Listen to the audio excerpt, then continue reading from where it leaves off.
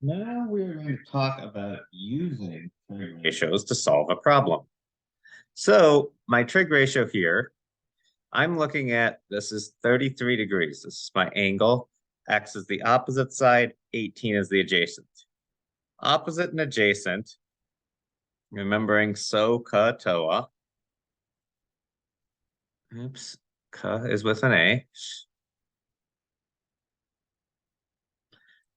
Opposite and adjacent right here. Opposite, adjacent tells me tangent. So I know the tangent here of 33 degrees equals x over 18. Okay? Now, if I want to get x, I must solve my equation. To do that, I will multiply both sides by 18.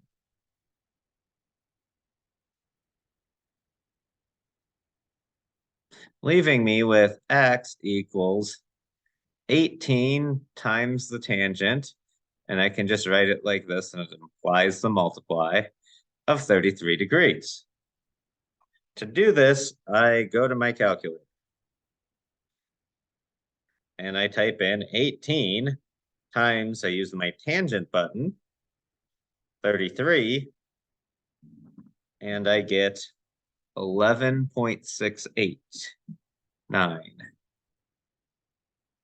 If you do not get this, you are in the wrong mode on your calculator. There are two types of ways to do tangent. There's two ways to measure angles. There's degrees, and there's another one that you'll learn about in a couple years called radians. For now, you want to be in degree mode. If you do not know how to switch your calculator, ask for help if you're in class. Otherwise, Google it. But this is my answer for the tangent. If I make a new triangle,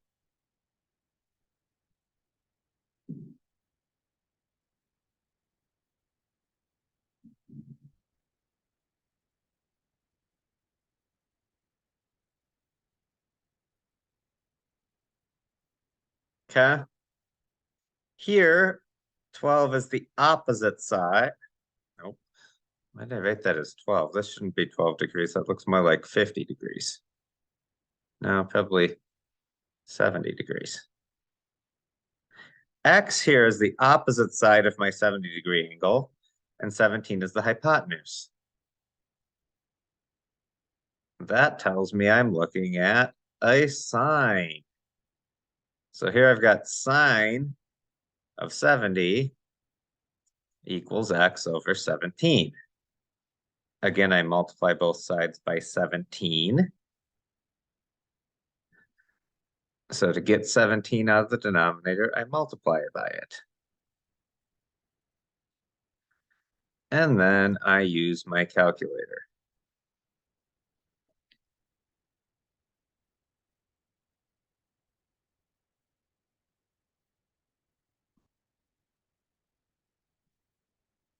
And I get 15.97 for x.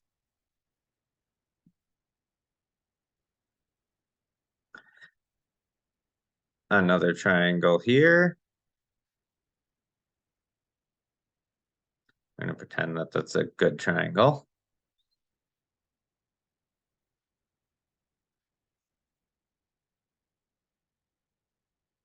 I'm going to solve this time for y. Again, SOHCAHTOA, I have 18 as an adjacent and y is a hypotenuse, which means I'm looking at a cosine.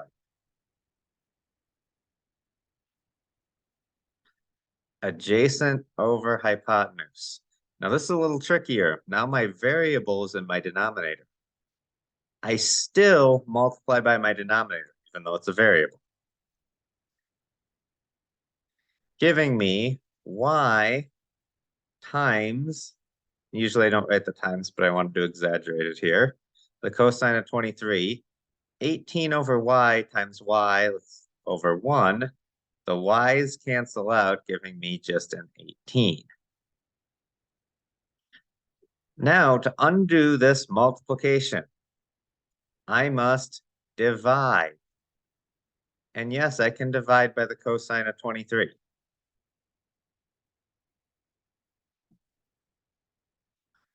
Giving me y equals 18 divided by the cosine of 23. And again, I put that into my calculator. Now your cosine and your sine and your tangent probably have it writes it on your calculator like this. Then you enter the 23 here, and you'll close the parentheses. I'm going to type in 18 divided by, hit the cosine button, 23, and I'll close my parentheses.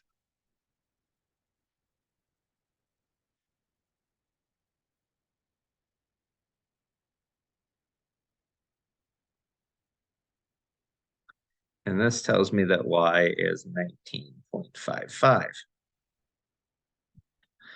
One last thing to do with triangles, with right triangles here.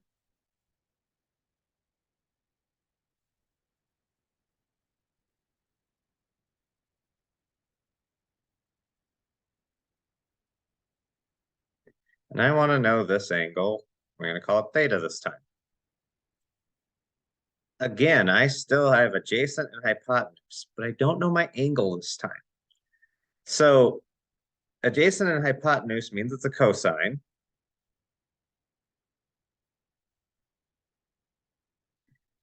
To find the angle, I use what's known as the inverse cosine.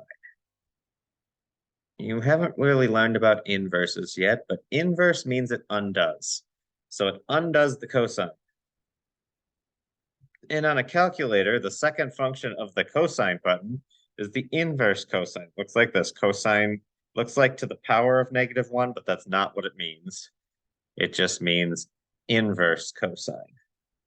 So you press the button inverse cosine, you type 12 divided by 17. The fraction bar means division.